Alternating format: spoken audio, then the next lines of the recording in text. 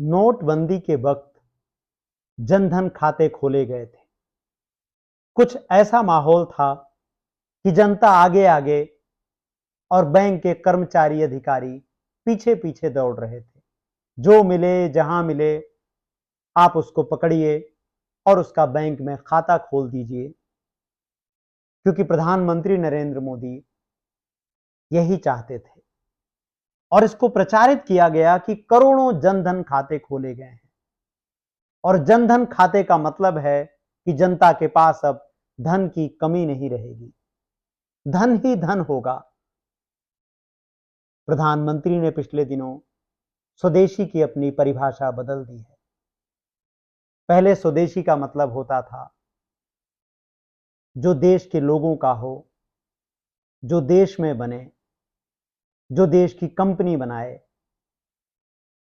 जिसमें देश का पैसा लगा हो।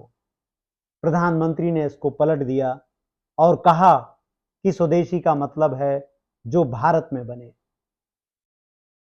उसमें काला भी पैसा हो, उसमें गोरा भी पैसा हो।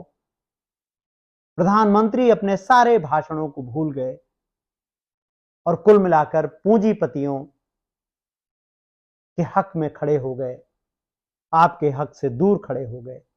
जनधन खातों का भी यही कहानी है। 14 करोड़ से ज्यादा निष्क्रिय खाते हैं। अभी जो रिपोर्ट आज अखबारों में छपी है वो बताती है कि 26% जनधन खाते निष्क्रिय हैं और कुल 14 करोड़ से ज्यादा खाते निष्क्रिय हैं। आरबीआई के अनुसार उन खातों को निष्क्रिय माना जाता है और बंद किया जा सकता है जिनमें 2 साल से कोई लेन देन नहीं हो रहा हो।